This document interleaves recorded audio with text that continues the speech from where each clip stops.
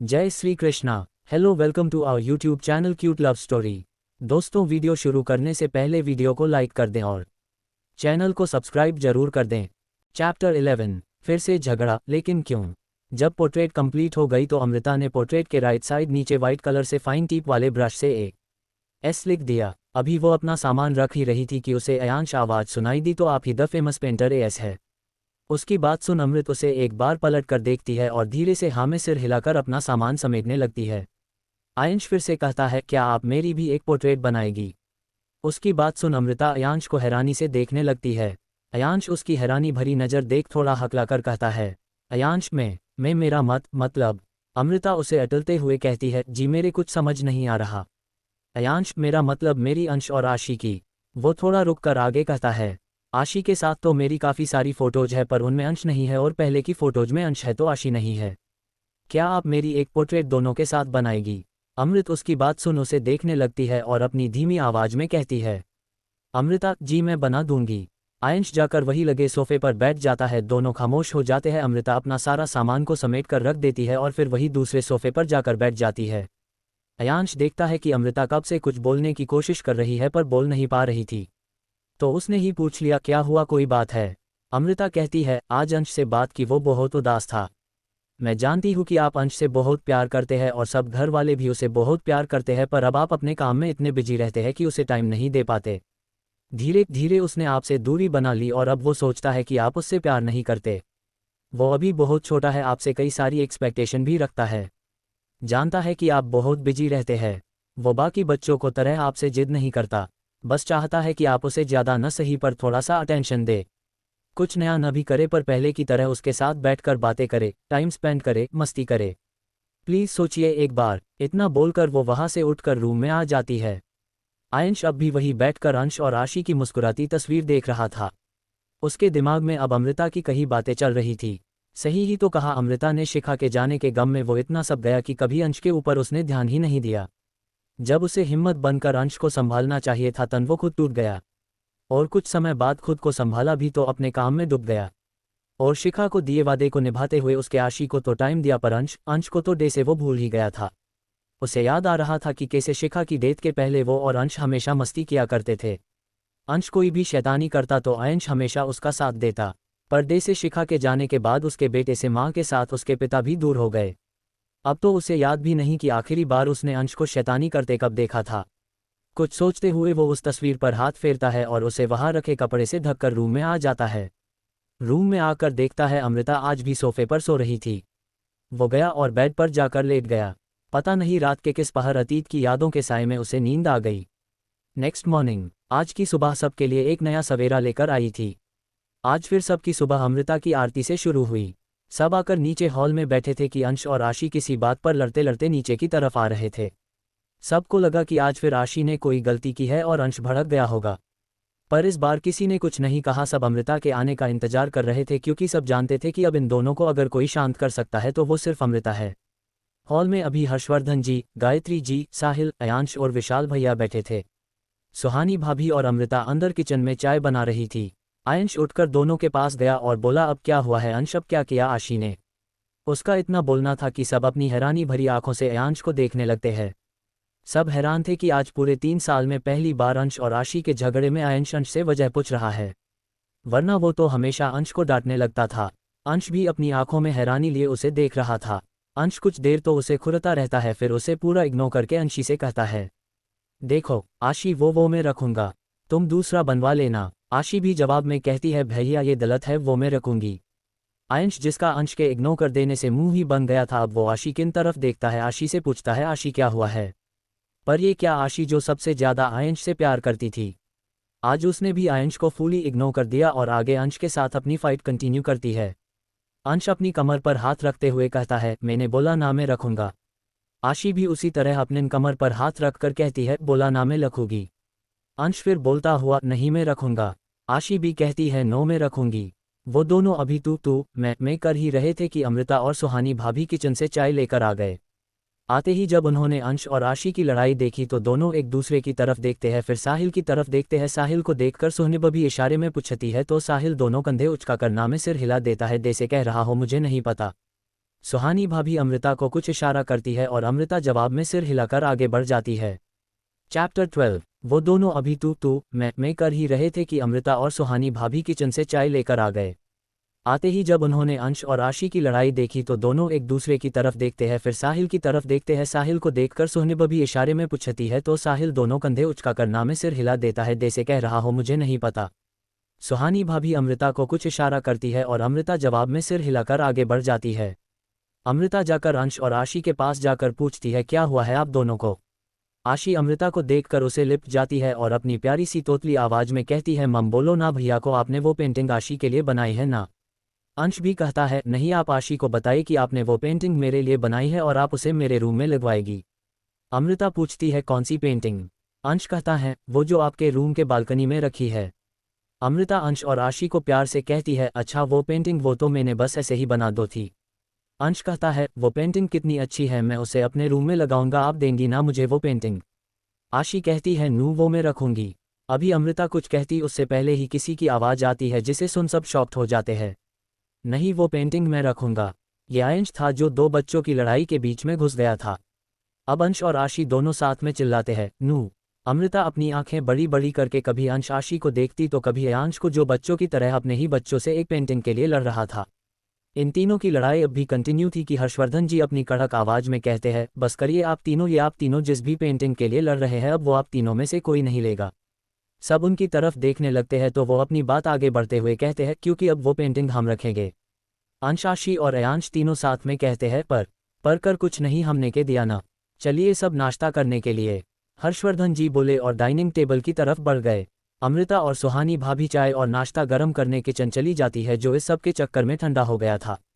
सुहानी भाभी और अमृता चाय नाश्ता लेकर आते हैं। टेबल पर सब चुपचाप बैठे थे।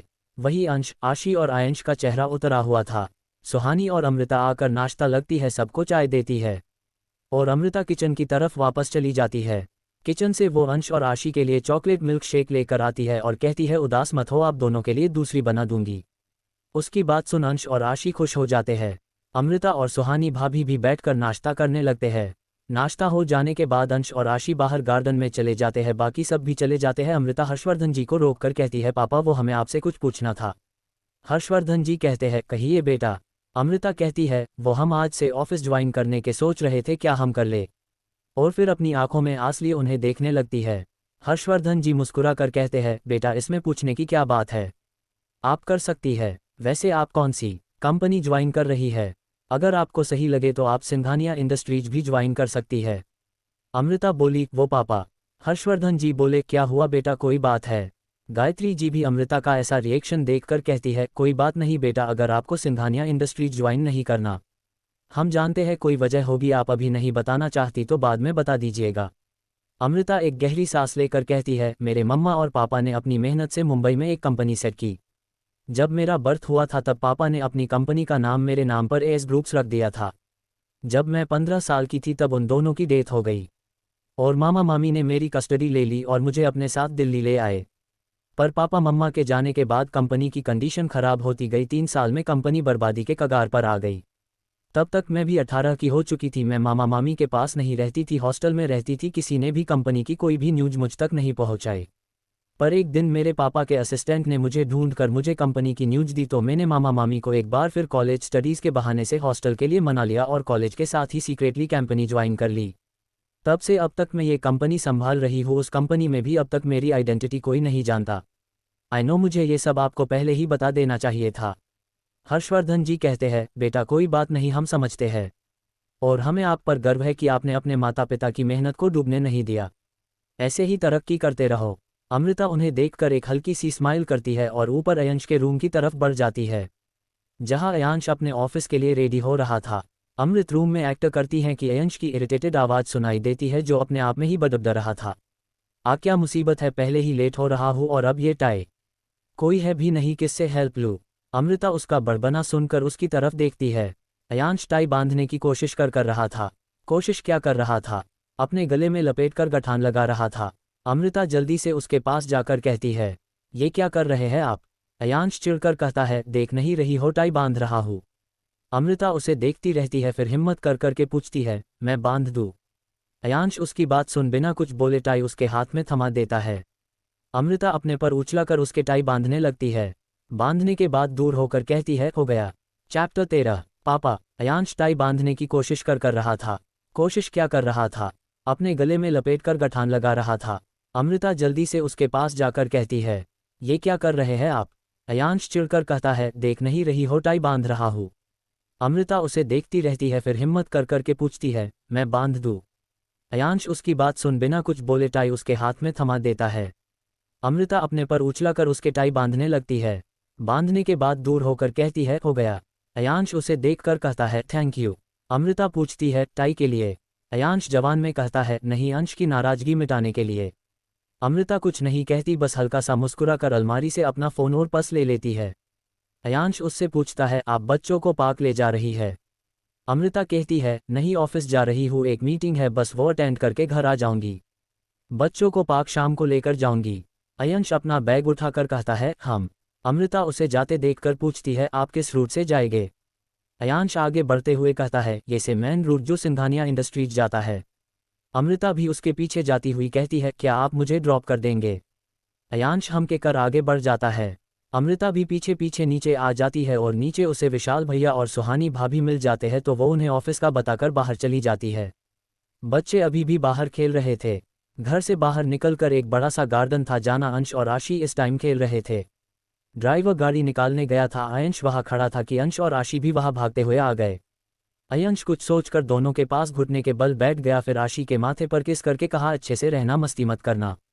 औक। आशी भी कहती है, औक पापा। अंश तो बस उन दोनों को देख रहा था। वो वहां से जाने को होता है कि उसको पकड़कर अपने सीने से लगा लेता है, फिर उसके बालों को किस करते हुए कहता है, अपना ख्याल रखना और ज्यादा मस्ती मत करना। अंश तो शौक में चला गया था, उसने भी कस के अंश को हक कर लिया। आखिर आज कितने सालों बाद उसके पापा ने उसे हक किया था। थोड़ी देर बाद दोनों अलग होते हैं, इतने में अमृता भी आ जाती है और अंश और आशी के पास आकर दोनों के माथे पर किस करके कहती है, दोनों अपना ख्याल रखना, मैं जल्दी आ जाऊंगी, उसके बाद शाम को पार्क चलेंगे। फिर उन दोनों को घर के अंदर भेज देती है। ड्राइवर कार लेकर आ जाता है तो वो दोनों कार की बैक सीट पर बैठ जाते हैं और ड्राइवर कार आगे बढ़ा देता है। अमृता ड्राइवर को एएस ग्रुप्स का एड्रेस दे देती है। अयांश उसकी बात सुनकर पहले तो शौक हुआ, फिर उसे लगा कि शायद अमृता एएस ग्रुप्स की एम्प्लॉय है। ड्राइवर कहता है, जी मैम।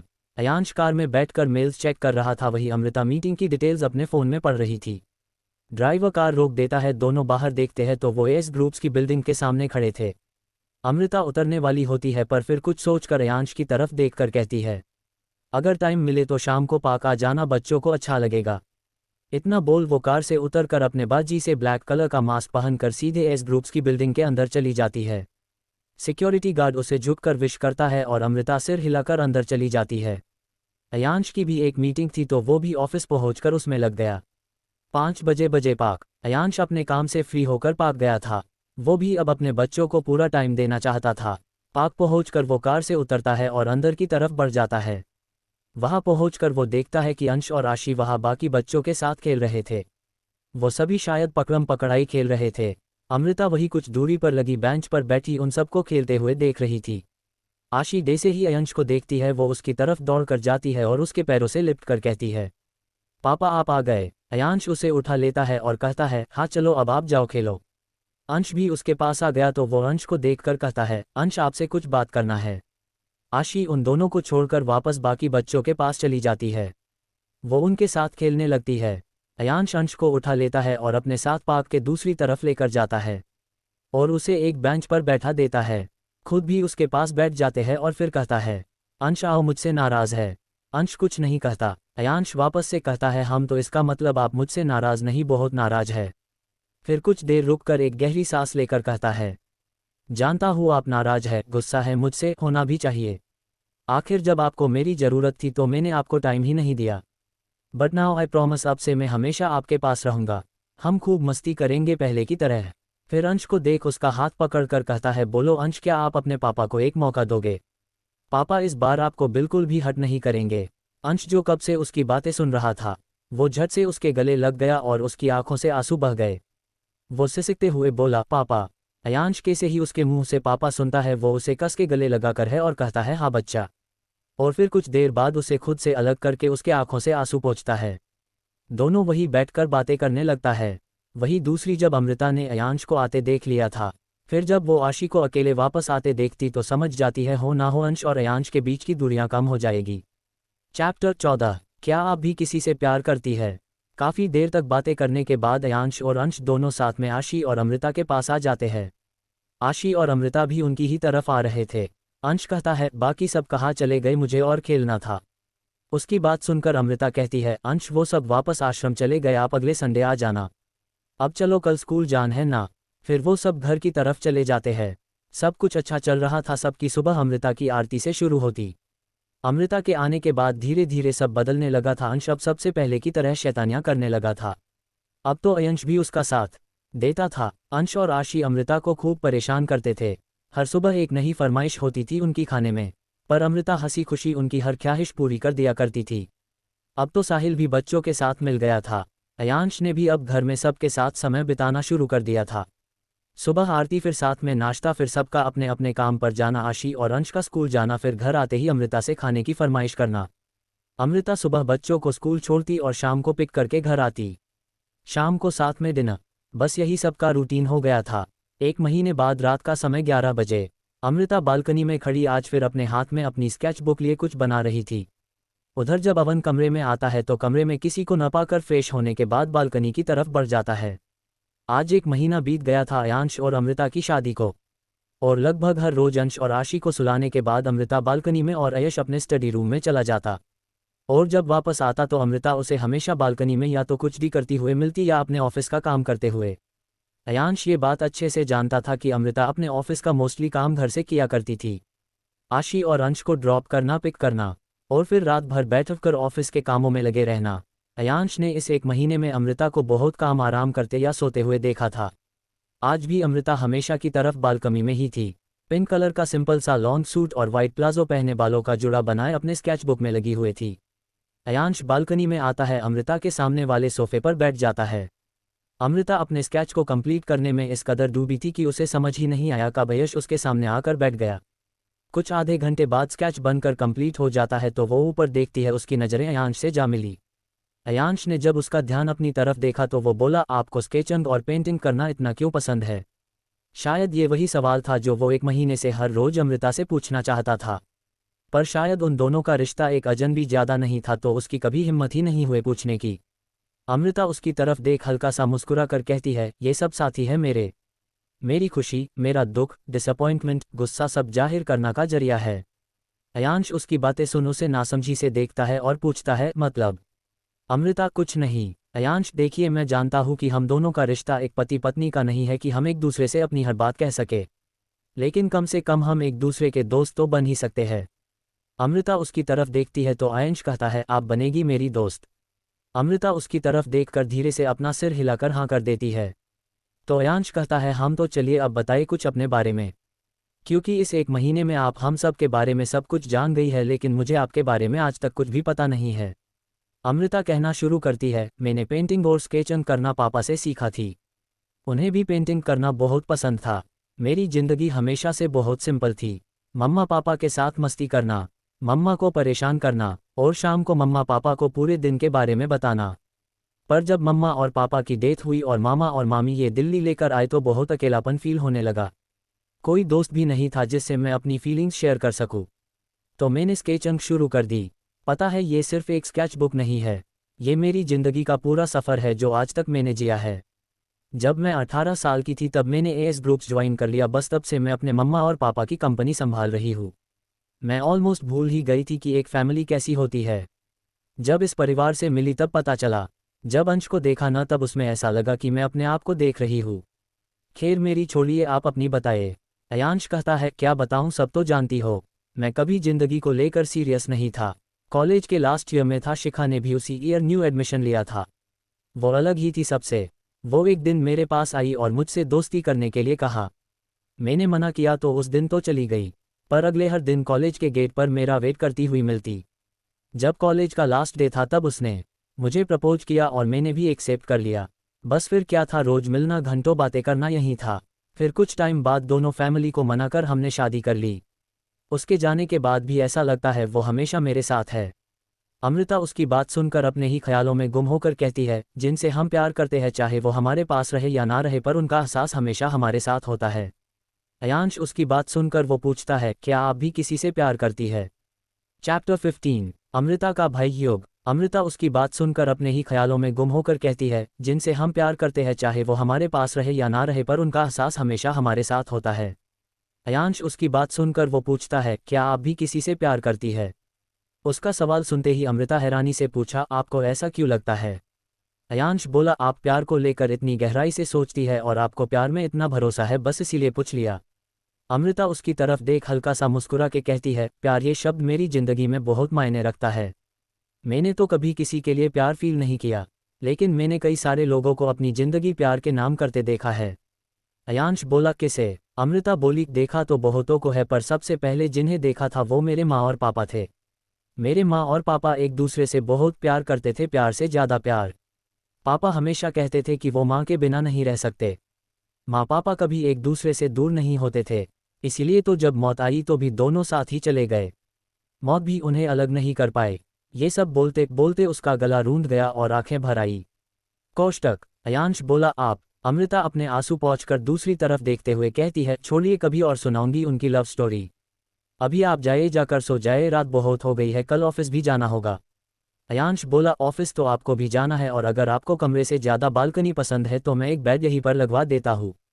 अमृता हैरानी से पूछती है, मतलब? अयांश बोला, मतलब ये कि इस एक महीने में आप कमरे से ज़्यादा बालकनी में मिलती है। अमृता बोलती है, ऐसा नहीं है, मुझे बस अंदर अजीब सी घुटन होती है, ना कोई विंडो खुली होती हुई।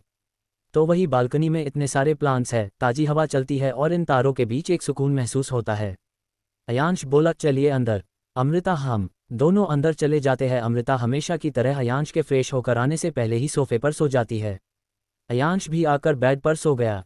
सुबह 8 बजे। आज की सुबह हमेशा की तरह नॉर्मल थी। सुबह सब नाश्ता करके अपने काम पर निकल गए, वही आज आशी और अंश भी अमृता के साथ ऑफिस गए थे। आज उनका स्कूल का भी ऑफ था तो वो दोनों अमृता के साथ जाने की जिद करने लगे तो अमृता भी माना नहीं कर पाए। अमृता अब अपनी ही कार से एएस ग्रुप्स जाया आया करती थी। तीनों ऑफिस सताए ऑफिस के मेन गेट से जब तीनों साथ में एंटर करते हैं सब देखते ही रह जाते हैं। एक यंग लेडी जिसने पर्पल कलर की एक सिंपल सी साड़ी पहन रखी थी, बालों का जुड़ा और ब्लैक कलर का मास्क में चलते हुए वो अंदर आ रही थी। ये ग्रेसफुल लेडी उनकी बॉस थी, जो हमेशा से ही ऑफिस एक सिंपल से लुक और मास्क के साथ आती थी। इनके लुक का ऑफिस में हर कोई दीवाना था। वही आज वो अकेली न होकर 2 बच्चों के साथ थी जिन्होंने उनका एक एक हाथ पकड़ रखा था। उन बच्चों ने भी मास्क लगा रखे थे। अंश ने अभी एक ब्लैक जीन्स और ब्लैक हडी पहन रखी थी। वही आशी ने पिंक कलर की फ्रॉक पहन रखी थी। वो तीनों साथ में बहुत अच्छे लग रहे थे। अमृता ने ही आते टाइम उन्हें मास्क लगाया था। ऐसा नहीं था कि किया को उसकी सिंघानिया परिवार की बहू होने के बारे में नहीं पता था, सबको पता था कि अमृता सिंह अब सिंघानिया परिवार की बहू और अयांश की पत्नी है। उसकी कंपनी में उसका चेहरा मास्क साथ हर किसी ने देखा है, वही बिना मास्क के सिर्फ कुछ गिने चुने लोगों ने देखा है। इस मास्क को लगाने का एक बहुत बड़ा रीजन था उसके पास जो उसके अतीत से जुड़ा था, और शायद अब तो उसे इस मास्क को लगाकर रखने की आदत हो चुकी थी। खैर वो सब अमृता के केबिन में पहुंचते हैं। केबिन रॉयल ब्लू कलर और वाइट कलर के कॉम्बो में था, सब कुछ एकदम सिस्टमेटिकली रखा गया था। बिल्कुल प्रॉपर देखकर ही लता चल रहा था कि सामने वाले को सफाई कितनी पसंद है। अमृता अंश और आशी को केबिन में लगे साइड पर बिठा देती है। अंश आते ही अमृता से पूछता है, क्या ये किसी को नहीं पता कि आपकी शादी हो चुकी है? हम मास्क लगाकर क्यों आए हैं? उसके सवाल पर अमृता मुस्कुरा कर कहती है, हम सबको पता है कि अमृता सिंह की शादी हो चुकी है, पर यह किसी को नहीं पता कि अमृता सिंह ही एस है। अंश के समझ देख अमृता समझ गई थी कि अंश बिल्कुल अयांश की तरह है, शार्प माइंडेड। वो अभी बात ही कर रहे थे कि केबिन का दूर नॉक होता है। अमृता कम इन बोलकर आने की परमिशन देती है। केबिन का दूर ओपन होते ही एक हैंडसम सा लड़का एंटर करता है और आते ही कहता है, आज तुमने प्रॉमिस किया था कि तुम मुझे अपने बच्चों से और फैमिली से मुझे मिलवागी, हम चले। देखा, एक्सक्यूज़ देने की सोचना भी मत, वरना मैं तुम्हारा एड्रेस निकल कर सीधा तुम्हारे घर पहुंच जाऊंगा, फिर मत कहना। उस लड़के की बातों से इरिटेट होकर अमृता कहती है, भाई प्लीज़ आप मुझे बोलने तो दीजिए। क्या है ये, आप तो बोलते ही जा रहे हैं और मुझे बोलने ही नहीं दे रहे।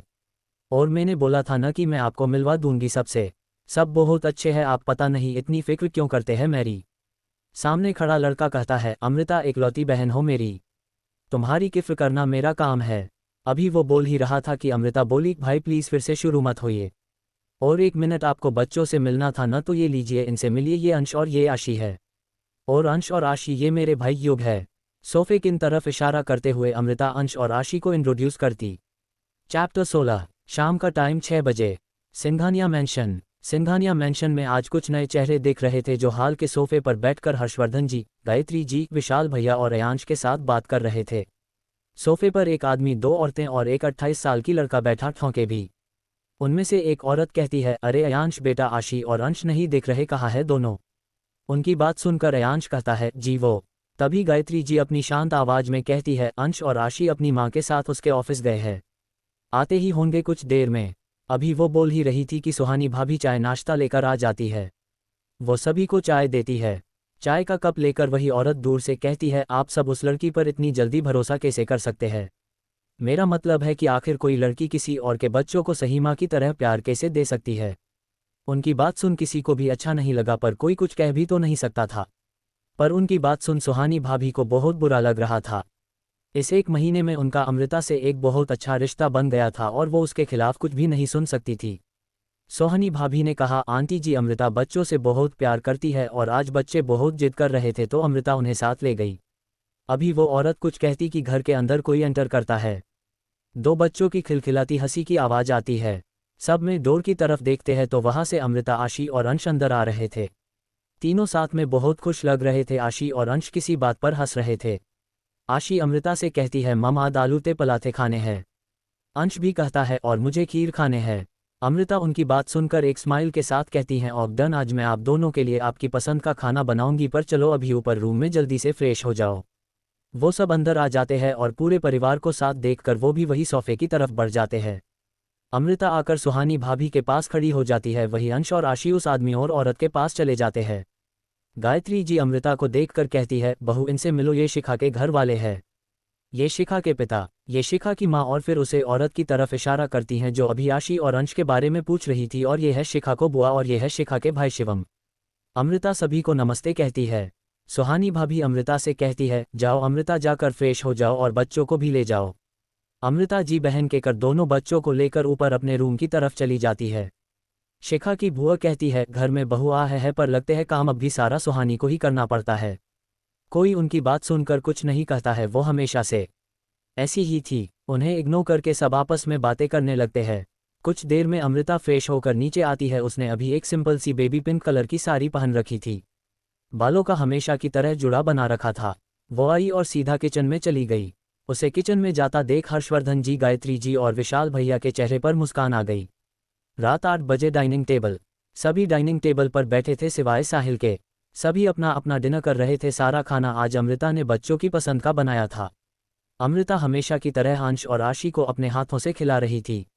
ये देखकर शिखा के मम्मी पापा और भाई शिवम खुश थे कि कोई है जो अब शिखा की कमी पूरी कर रहा है, बच्चों माँ का प्यार दे रहा है। और यहाँ आकर उन्हें गायत्री जी से उन्हें बीते दिनों में क्या हुआ सबका पता चला। उन्हें पता चला कि कैसे अंश की नाराजगी दूर हुई, कैसे अयांश भी अब बच्चों को टाइम देता है। वो सब भी खुश थे। दिन हो जाने के बाद सब लोग सोफे पर बैठ जाते हैं। अभी अंश और आशी अमृता के पास बैठे थे। वो तीनों अपनी ही बातों में लगे हुए थे, वही बाकी सब उन तीनों को देख मुस्कुरा रहे थे। अमृता के चेहरे पर थकावट थी, पर फिर भी वो अंश और आशी की बातें ध्यान से सुन रही थी। शिखा के पापा हर्षवर्धन जी से कहते हैं, भाई साहब शिवम की शादी टू कर दी है, अगले महीने शादी है, आप सबको आना है। उनकी बात सुनकर हर्षवर्धन जी कहते हैं, अरे वाह, ये तो बहुत अच्छी खबर है, हम सब जरूर आएंगे। गायत्री जी पूछती है, अरे हाँ, हम सब जरूर आएंगे। और अभी 2 हफ्तों बाद तो बच्चों की भी छुट्टी लग जाएगी, लगे हाथ घूमना भी हो जाएगा। अयांश शाम से कहता है, कॉन्ग्रेचुलेशंस शिवम। शिवम कहता है, थैंक्स जीजू। अंश और आशी भी शिवम से कहते हैं, कॉन्ग्रेचुलेशंस मामू। शिवम कहता है, थैंक यू बच्चा। बाकी सब भी शिवम को कॉन्ग्रेचुलेट करते हैं। यूं ही सब आपस में बात डकार रहे होते हैं कि इसी बीच शिखा की माँ अमृता से पूछती है, बेटा तुम्हारे परिवार में कौन कौन है? उनकी बात सुन अमृता कहती है, मैं जब 15 की थी तब मेरे मम्मा पापा की डेथ हो गई थी। उसकी बात सुन शिखा की माँ कहती है, कोई रिश्तेदार? अमृता उनकी बात सुन अपनी आंखों की नमी छुपाते हुए कहती है, मम्मा पापा की लव मैरिज थी। पापा के घर वाले नहीं माने और उन्होंने पापा से रिश्ता तोड़ लिया। मैंने कभी उन्हें देखा नहीं। इतना बोल वो चुप हो जाती है। इतने में अंश कहता है, मुझे नींद आ रही है। अमृता उसे देखती है और कहती है, चलो ऊपर रूम में चूल के दो जाओ, कल स्कूल भी जाना है। इतना बोल वो दोनों बच्चों को लेकर उनके रूम में चली जाती है। बाकी सब भी कुछ देर बातें करते हैं और फिर अपने अपने रूम में चले जाते हैं। चैप्टर 17 सुहानी भाभी। डिनर करने के बाद सब अपने अपने रूम में चले जाते हैं। वही आज आयंश अपने स्टडी रूम में 1 घंटे काम कर अपने बेडरूम में आता है, पर उसे वहाँ अमृता नहीं दिखी तो उसने बालकनी चेक की, पर ये क्या, आज तो अमृता बालकनी में भी नहीं थी। वो वहाँ से निकलकर बच्चों के रूम जाता है। कहने को तो अंश और आशी के पास सेपरेट रूम थे, पर जब से अंश ने आशी से बात करना शुरू किया था तब से अंश और आशी एक ही रूम में रहते थे, और अमृता हर रोज दोनों को सुलाने के बाद ही अयांश के रूम में आती थी। ये बात अयांश को भी पता थी, इसीलिए वो जानता था कि अगर अमृता रूम में नहीं है तो वो उसे बच्चों के रूम में ही मिलेंगी। वो बच्चों के रूम में आकर देखता है तो वहाँ अंश और आशी अमृता की गोद में सिर रख कर लेते हैं और अमृता के हाथ दोनों के सिर पर थे और आंखें बंद थी, शायद दोनों को सुलाते हुए ही उसकी भी नींद लग गई। अयांश आकर अमृता और दोनों बच्चों को चादर ओढ़ाता है, फिर रूम की लाइट ऑफ करके अपने रूम में चला जाता है। अगली सुबह, आज भी सबकी सुबह अमृता की आरती से शुरू हुई। सबको आरती देती हुई जब आखिर में वो शिखा की बुआ के पास पहुंचती है तो बुआ जी उसे कहती है, सबको आरती दे दी आई तुमने, जाओ अयांश को भी दे दो। अमृता हकलाते हुए कहती है, जी वो। बुआ जी बोली, ओ मतलब अब भी आयंश मंदिर में नहीं आता, मुझे तो लगा था कि जिस तरह तुमने सबका दिल जीत कर उन्हें बदल दिया उसी तरह आयंश को भी बदल दिया होगा। उनकी कड़वी बात सुनकर अमृता को और बाकी सभी को बहुत बुरा लगा। उन्हें पता था कि बुआ जी अमृता को जानबूझकर ये सब कह रही थी। अमृता ने भी कुछ नहीं कहा। ऐसा नहीं था कि वो जवाब नहीं दे सकती थी, वो बस देना नहीं चाहती थी। वो जानती थी कि छे वो कुछ भी कह ले पर वो किसी की सोच और नेचर नहीं बदल सकती। वो चुपचाप आरती की थाल मंदिर में रखकर किचन में सुहानी भाभी के साथ किचन में ब्रेकफास्ट रेडी करने चली जाती है। किचन में पहुंचते ही सुहानी भाभी अमृता से कहती है, सुहानी भाभी बोली, तुम कुछ बोली क्यों नहीं, तुम्हें जवाब देना चाहिए था। अमृता एक डब्बा नीचे उतार कर उसे खोलते हुए कहती है, भाभी आपको क्या लगता है मैं अगर कुछ बोलती तो वो चुप हो जाती? नहीं, वो चुप नहीं होती बल्कि वो कोई और टॉपिक निकालकर मुझे सुनाती, और मैं नहीं चाहती कि ये सारी बातें सुनकर आशी और अंश पर कोई गलत असर पड़े। सुहानी भाभी फ्रिज से सब्जी धोते हुए बोली, हम बात तो सही है पर कल से देख रही हूँ वो कोई ना कोई ऐसी बात बोलती जिससे तुम्हें दुख हो। अमृता उस डिब्बे से दाल निकाल कर साफ करते हुए बोली, हाँ जानती हूँ पर भाभी कितनों जवाब दूंगी मैं। आज कोई एक बोल रहा है, कल कोई दूसरा बोलेगा, कितनों को चुप कराऊंगी। सच कहूँ तो मुझे कोई फर्क नहीं पड़ता, क्योंकि फर्क उनकी बातों से पड़ता है जो हमारे अपने होते हैं और हमारे लिए मैटर करते हैं। लेकिन मैं उन्हें जानती ही कितना हूँ जो मुझे उनकी बातों से कोई फर्क पड़ेगा। सुहानी भाभी उसकी बातें सुन स्माइल करती है। वो इस 1 महीने में अमृता को बहुत अच्छे से जान गई थी। वो जानती थी कि अमृता हमेशा से शांत रहने वालों में से थी, जो कभी ज़्यादा रिएक्शंस शो नहीं करती थी, हमेशा शांत ही रहती थी, ज़्यादा बात भी नहीं करती थी, ना ही कभी जल्दी किसी पर भरोसा नहीं करती थी। यहाँ तक कि इस 1 महीने में भी अमृता सुहानी भाभी के साथ घुलने में थोड़ा टाइम लगा, पर सुहानी भाभी के अच्छे बिहेवियर और नेचर की वजह से वो अमृता को उनके साथ कंफर्ट फील होने लगा। अमृता सुहानी भाभी से पूछती है, ये सब छोड़िए, ये बताइए कि ऋषिका और ऋषभ कब आ रहे हैं। सुहानी भाभी ऋषभ और ऋषिका का जिक्र सुनकर खुश होते हुए कहती है, वो दोनों 10 दिन बाद आ जाएंगे। पता है, वो दोनों पूरे 6 महीने बाद आ रहे हैं। इस बार मैं उन्हें कहीं नहीं जाने दूंगी, अब वो यही रहकर आगे की पढ़ाई करेंगे। ऋषिका और ऋषभ दोनों सुहानी भाभी और विशाल भैया के बच्चे थे और अभी बाहर हॉस्टल में रहकर स्टडी कर रहे थे। ऐसे ही दोनों बातें करने लगते हैं। इस बात से अनजान कि अयांश बाहर खड़ा होकर उनकी बातें सुन रहा था। भूआ जी ने जब अमृता से वो सब कहा तब अयांश ने सीढ़ियों पर से सुन लिया था। उसे लगा कि शायद अमृता अपसेट होगी, इसीलिए वो यहाँ आया। पर जब उसने अमृता की बात सुनी तो वो समझ गया कि अमृता लोगों से डील करना और उनकी बातों को हैंडल करना अच्छे से जानती थी। पर फिर वो कुछ सोचकर मुस्कुरा देता है। वो अमृता की चालाकी पर मुस्कुरा रहा था। उसे हमेशा से लगता था कि अमृता बहुत भोली भाली सी लड़की है, पर जब उसे पता चला कि अमृता एस ग्रुप्स की ऑनर है, उसे तब से ही शक था कि आखिर अमृता इतना बड़ा ऑफिस संभालती कैसे होगी। अगर वो इतनी ही भोली है तब तो कोई भी उसका और उसके भोलेपन कर फायदा उठा सकता है। पर अब उसे पता था अमृता एक बहुत ही इंटेलिजेंट लड़की है, उसे कब क्या और कैसे करना है सब पता होता है। अभी भी अमृता ने बड़ी ही चालाकी से टॉपिक चेंज कर दिया ताकि सुहानी भाभी भुआ जी के बारे में ज़्यादा न सोचे, क्योंकि वो जितना सोचती उन्हें उतना ही गुस्सा आता, जिससे आगे चलकर रिश्ता में दरार पड़ती। अयांश इन बीते दिनों में जितना भी अमृता को जान पाया था वो बता सकता था कि अमृता रिश्ता की बहुत कदर करती है। शायद इसीलिए कि उसकी ज़िंदगी में ज़्यादा रिश्ते नहीं थे तो उसे रिश्ते संभालना और उन्हें समझोकर रखने बखूबी आता है। आयंश ऐसे ही किसी पर भरोसा नहीं करता और अपने बच्चों के मामले में तो बिल्कुल भी नहीं, पर 1 महीने में अमृता के बारे में काफ़ी कुछ जान लिया था, पर शायद सब ऊपरी तौर पर ही था। आगे आने वाले टाइम में आयंश अमृता को सही मायने में जानेगा। चैप्टर 18 किसने कहा इनकी माँ नहीं है।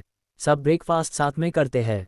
भूआ जी अमृता को ताने मारने का एक भी मौका नहीं छोड़ रही थी, लेकिन वही अमृता उसे बिल्कुल इग्नोर कर रही थी, जिससे भूआ जी बहुत बुरी तरह चिढ़ रही थी।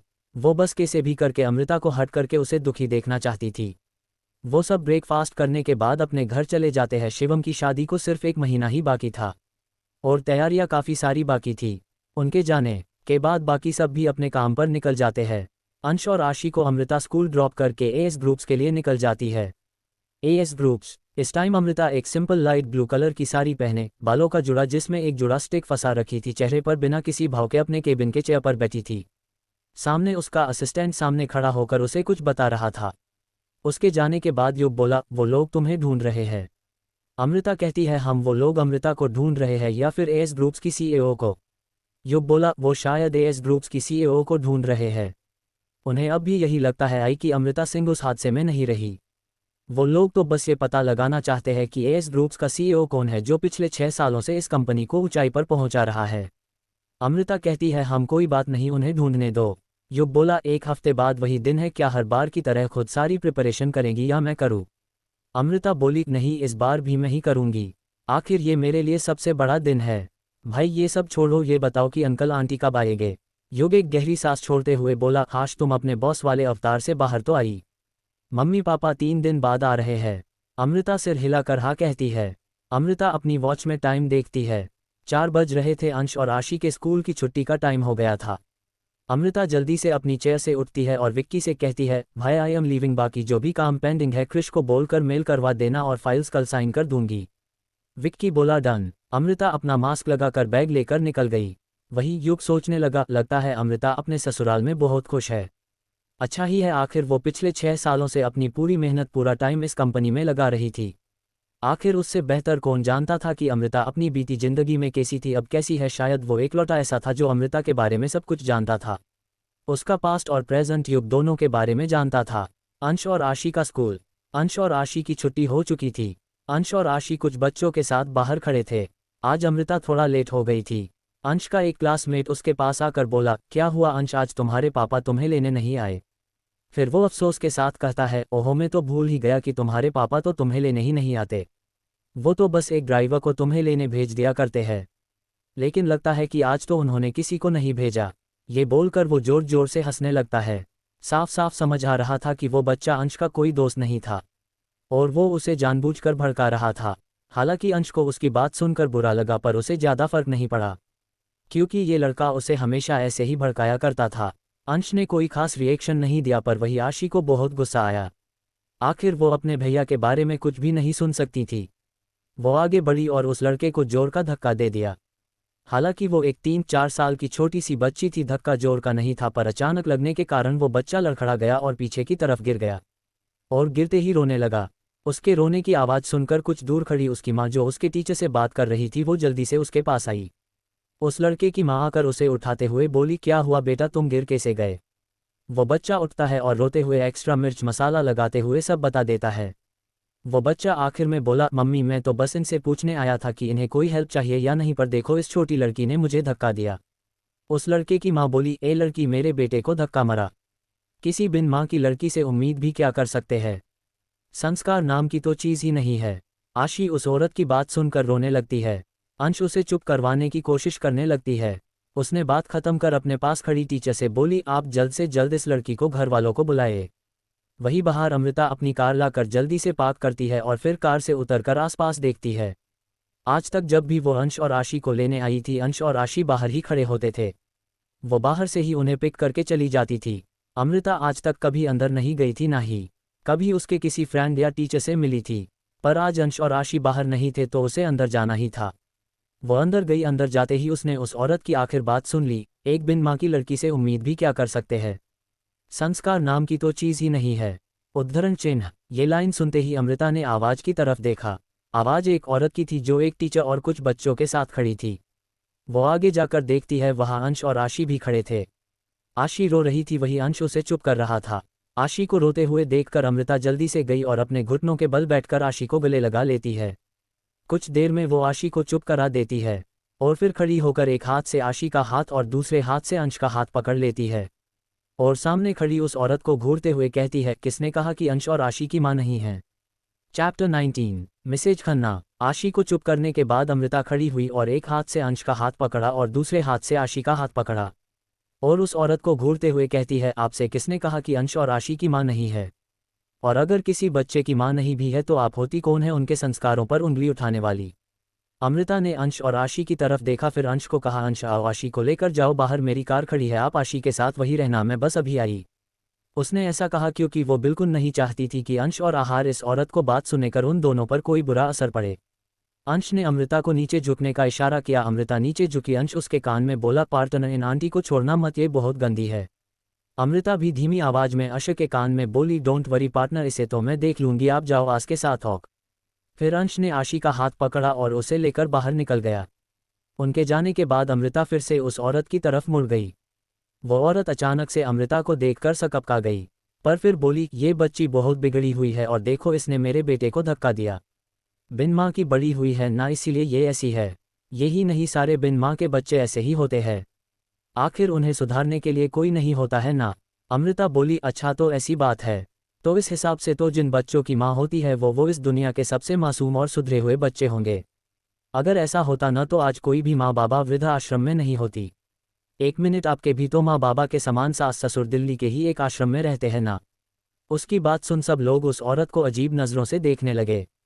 अपने बच्चे के बेफिजूल और बनी बनाई बातों में आकर किसी के बच्चे के बारे में ये सब बोल रही थी और खुद के माँ बाबा को वृद्धा आश्रम में पहुंचा दिया।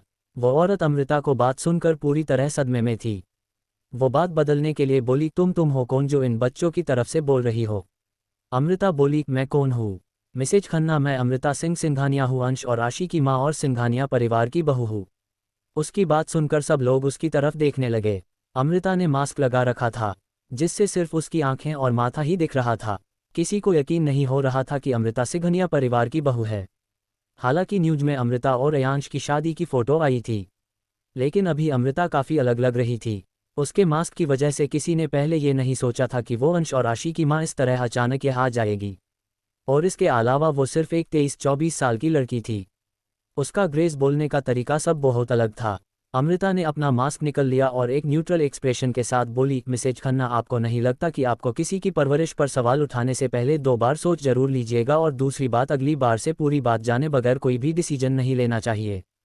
क्या आपने किसी से पूछा या पूरी बात जानने की कोशिश की? मिसेज खन्ना बोली, उसमें जानने के जैसा क्या है, मेरे बेटे ने मुझे पूरी बात बताई है। अमृता बोली, ओ तो मतलब आपका बेटा हमेशा सच बोलता है? फिर वो पास ही में खड़े एक बच्चे से पूछती है, वीर आप बताओ यहाँ क्या हुआ? वीर अंश का दोस्त था जो उस दिन पार्क में अंश के साथ था जब अमृता अंश से पहली बार मिली। वीर बोला, आंटी ये रोहन यहाँ आकर अंश को हमेशा चिढ़ाता था और अब भी उसे परेशान कर रहा था, कह रहा था कि अंश के पापा कभी उसे लेने नहीं आते और शायद आज तो उन्होंने कभी उसे किसी को लेने नहीं भेजा। अमृता को इस बात पर बहुत गुस्सा आ रहा था, लेकिन वो इस बात को बढ़ाना नहीं चाहती थी। पर वो अभी स्कूल में खड़ी थी और ये 2 बच्चों की लड़ाई थी जिसे बढ़ाना कोई समझदारी नहीं थी। इसीलिए कुछ शांति से बोली, देखिए मिसेज खन्ना, आज जो भी हुआ मैं इसे ज़्यादा बढ़ाना नहीं चाहती, लेकिन हाँ, अगर आज के बाद अंश और आशी को आपकी वजह से मेरे बच्चों को कोई भी परेशानी हुई then I will not spare you. ये बोलकर वो स्कूल से बाहर की तरफ जाने लगी कि मिसेज खन्ना बोली, हाँ, ये सब बोलना काफ़ी आसान होता है, पर हो तो तुम इन दोनों की सौतेली माँ ही न। जब तुम्हारे अपने बच्चे हो जाएंगे तब देखती हूँ तुम्हारा प्यार तब भी ऐसा ही रहेगा या नहीं। ये सुनने के बाद अमृता कुछ पल के लिए रुक गई, पर फिर वो बाहर चली गई। हालांकि अमृता ने पहले उन्हें सस्ते में निपटने के सोचा था, लेकिन अब उसने डिसाइड कर लिया था कि मिसेज खन्ना के आखिरी वर्ड्स मिसेज खन्ना को बहुत महंगे पड़ने वाले थे। आखिर मिसेज खन्ना ने उसके और उसके बच्चों के रिश्ते पर सवाल उठाया था, लेकिन उसके मन में कहीं ना कहीं अब मिसेज खन्ना की बातें चल रही थी। उसने दोनों बच्चों को गाड़ी में बिठाया और खुद भी कार की ड्राइविंग सीट पर बैठ गई और उसने बैठते हुए कहा, अमृता गाड़ी में बैठकर बोली, बच्चा, आप दोनों को इन लोगों को बात को ज़्यादा सीरियस लेने की ज़रूरत नहीं है। आप जानते हैं ना कि आपके पापा इसीलिए नहीं आए क्योंकि वो जानते हैं कि मैं आपको पिक करने आऊँगी, लेकिन मैं आज थोड़ा लेट हो है। आई एम सो सॉरी, कल से पक्का छुट्टी होने से पहले ही आ जाऊँगी। आशी बोली, मम वो आंटी बहुत बैड है, उन्होंने कहा कि आशी की मम्मा नहीं है। अमृता बोली, बच्चा, वो आंटी झूठ बोल रही थी क्योंकि आपकी मम्मा तो है, और अगर आज के बाद कोई भी आपसे कुछ भी ऐसा बोलता है तो आप अगली बार से उन्हें बिल्कुल इग्नोर कर देंगी और वापस आकर मुझे ये किसी और फैमिली मेंबर को बताना, और अब से आप कभी किसी ने नहीं डरेंगी। औक आशी उसकी बात सुन खुशी से बोली, औक मैम, आज से आशी बिल्कुल नहीं डरेगी क्योंकि मैं मम की स्ट्रॉन्ग आशी हूँ। उन दोनों की बातें चल ही रही थी कि अब अंश बोला, वैसे पार्टनर आपने उन बाद आंटी का क्या किया? उसकी बात सुन अमृता मुस्कुरा दी, फिर बोली अभी कहाँ कुछ किया है, करूंगी तो अब। चैप्टर 20 अमृता पर वर्कलोड। उन दोनों की बातें चल ही रही थी कि अब अंश बोला, वैसे पार्टनर आपने उन बैड आंटी का क्या किया? उसकी बात सुन अमृता मुस्कुरा दी, फिर बोली अभी कहाँ कुछ किया है, करूंगी तो अब। अंश समझ गया कि जरूर उसकी पार्टनर कुछ तो करेंगी। उसने थोड़ी क्यूरोसिटी के साथ पूछा, बताओ ना पार्टनर कि आप क्या करने वाली है? जब अमृता को समझ आया कि उसने अंश के सामने ही क्या बोल दिया तो वो बात को कवर अप करते हुए बोली, कुछ नहीं। फिर बोली, वेल आप दोनों आइसक्रीम खाएंगे? यू की बात सुनकर अंश और आशी दोनों खुश हो गए। जब अमृता ने उनकी खुशी देखकर सीधे कार एक आइसक्रीम पार्लर की तरफ मोड़ लिया। सिंघानिया इंडस्ट्रीज। वही सिंघानिया इंडस्ट्रीज में अयांश के केबिन में उसका असिस्टेंट राघव सामने खड़े होकर उसे रिपोर्ट कर रहा था। राघव बोला, सर ये प्रोजेक्ट एक अनाथ आश्रम और वृद्ध आश्रम को मर्ज करके कंस्ट्रक्शन करने का है। ये प्रोजेक्ट एएस ग्रुप्स की तरफ से है। एएस ग्रुप्स हर साल इंडिया के अलग अलग स्टेट्स में हॉस्पिटल और आश्रम के कंस्ट्रक्शन का प्रोजेक्ट लॉन्च करते हैं। ये कंस्ट्रक्शन पूरा सामने वाली कंपनी को हैंडल करना होता है क्योंकि एएस ग्रुप्स कोई कंस्ट्रक्शन कंपनी नहीं है, लेकिन कंस्ट्रक्शन कंपनी को पूरी रिपोर्ट एएस ग्रुप्स को देना होती है।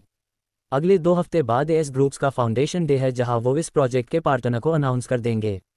उसकी रिपोर्ट सुनने के बाद अयांश बोला, हम अब तुम जाओ। उसके जाने के बाद अयांश के फ़ोन पर किसी का कॉल आया। उसने कॉल रिसीव किया। सामने से एक आवाज़ आई। ये उसके बॉडीगार्ड का था जिसे उसने अपने बच्चों यानी अंश और राशि के लिए रख हुआ था। सामने से बॉडीगार्ड बोला, सर आज जब मैम बाबा और बेबी को रिसीव करने के लिए जब गई तो मिसेज गुप्ता उन्हें मिल गई। मैं आपको पूरी वीडियो सेंड कर रहा हूँ। आई थिंक ये आपको जानना चाहिए। अंश उसकी बात सुनकर सोच में पड़ गया, लेकिन वो समझ गया कि जरूर कुछ तो हुआ है। उसने पूछा, बच्चे घर पहुंच गए?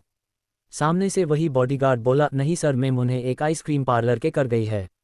अंश ने ऑक बोलकर कॉल कट कर दिया। फिर उसने वही वीडियो ऑन किया और देखने लगा। ये वीडियो शुरू से लेकर एंड तक का था, यानी मिसेज खन्ना के बेटे ने जब अंश को चिढ़ाता तब से लेकर जब अमृता वहां से बाहर निकली। ये सब देखकर वो बुरी तरह से गुस्से में आ गया। पर जब उसने मिसेज खन्ना की लास्ट लाइन सुनकर वो खुद भी कुछ सोच में पड़ गया। पर फिर उसने सोचा ये तब पॉसिबल हो सकता था जब उसका और अमृता का रिश्ता किसी नॉर्मल कपल की तरह होता।